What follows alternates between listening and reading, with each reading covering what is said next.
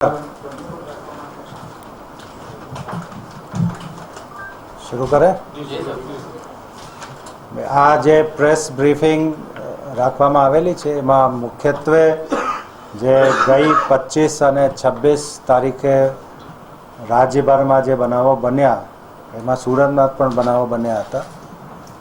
એ દરમિયાન રાજ્ય સરકારની સૂચનાથી ઇન્ટરનેટ અને સોશિયલ મીડિયા સાઇટ્સ ઉપર જે બેન મૂકવામાં આવેલ હતો એ 1લી તારીખે ઉઠાવવામાં આવ્યા છે અને પ્રેસ મારફતે પબ્લિકને અમે બ્રીફ કરવા માંગીએ છીએ કે જે વોટ્સએપ હોય, ફેસબુક હોય, ટ્વિટર હોય અથવા કોઈ પણ સોશિયલ મીડિયાની સાઇટ હોય એમના દુરુપયોગથી અગર કોઈ વર્ગ વિગ્રહ કે કોઈ બીજા બનાવો બનતા હોય તો કાયદાકીય રીતે એક્શન લેવામાં આવશે।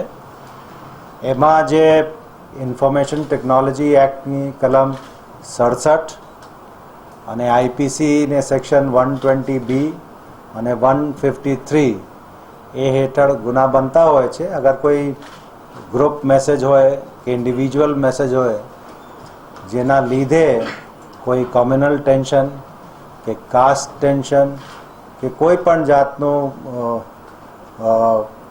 ગુના બને તો કાયદાકીય જોગવાઈના તહેત પોલીસ ઇન્વેસ્ટિગેટ કરી શકે છે અને જે લોકો આ ટાઈપના મેસેજ પાસ કરતા હોય છે એમના વિરુદ્ધ પણ લીગલ એક્શન શક્ય છે।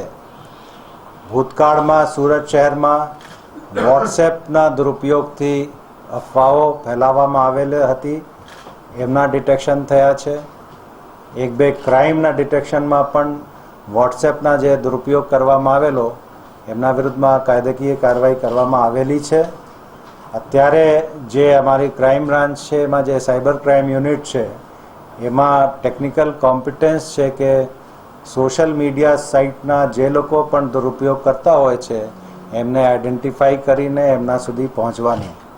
તો મારી જનતાને નમ્ર અપીલ છે કે જ્યારે ઇન્ટરનેટ સેવા ઉપરથી અને બીજા સોશિયલ મીડિયા સાઇટ્સ ઉપર જે બેન મૂકવામાં આવ્યા છે ઉઠાવી લેવામાં આવ્યા છે ત્યારે જે કોઈ સોશિયલ મીડિયાના ઉપયોગ કરવાના હોય કે ઇન્ટરનેટના ઉપયોગ કરવાના હોય તો સમાજમાં શાંતિને ધ્યાનમાં રાખીને ઉપયોગ થાય એવી વિનંતી છે। અને જે લોકો આના દુરુપયોગ કરતા હોય છે એમને અમારી પાસે જે સાયન્ટિફિક ટૂલ્સ છે એમના ઉપયોગ કરીને આઈડેન્ટિફાઈ અમે કરી શકીએ છીએ અને જે કાયદાકીય કાર્યવાહી છે અમે કરી શકીએ છીએ। વોટ્સએપમાં મોટા ભાગે લોકો ઉપયોગ કરતા હોય છે તો મારી વિનંતી છે કે જે ગ્રુપ એડમિનિસ્ટ્રેટર હોય છે એ થોડી તકેદારી રાખે અને ગ્રુપ એડમિનિસ્ટ્રેટરની જવાબદારી બને છે કે ગ્રુપમાં જે કોઈ મેસેજ પાસ થાય છે એ યોગ્ય રીતે પાસ થાય અને એનાથી મેસેજીસથી કોઈ પણ જાતના કાસ્ટ ટેન્શન કે કોમ્યુનલ ટેન્શન ઊભું ના થાય એ જોવામાં આવે। બીજા ઇન્ટરનેટના પણ જે ઉપયોગ છે એનાથી પણ શક્ય બને છે આ ટાઈપના કોઈ ટેન્શન ઊભા કરવા માટે જે મેસેજીસ કે મેલ્સ પાસ થાય છે એ પણ અમે અમારા જે પાસે જે સાયબર ક્રાઇમ ટૂલ્સ છે એ ડિટેક્ટ કરી શકીએ છીએ।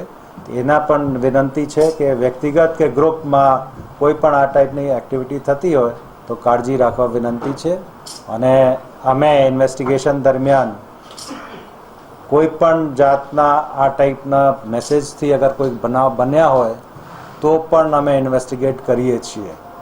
અત્યારે શહેરમાં ટોટલ 58 ગુનાઓ દાખલ થયા છે। એ ગુનાઓની તપાસ હાલ ચાલુ છે અને એ તપાસ દરમિયાન પણ વોટ્સએપ કે સોશિયલ મીડિયાના દુરુપયોગથી અગર કોઈ આવા કૃત્ય કરવાના પ્રેરણા આપી હોય તો પણ અમે ઇન્વેસ્ટિગેશન કરવાના છીએ। તો ટૂંકમાં પ્રેસ મારફતે હું જનતાને અપીલ કરું છું કે વોટ્સએપનું કે સોશિયલ મીડિયાના સદુપયોગ કરે અને કોઈ પણ જાતના કાસ્ટ કે કોમ્યુનલ ટેન્શન ઊભું ન થાય એ કાળજી રાખે। Thank you.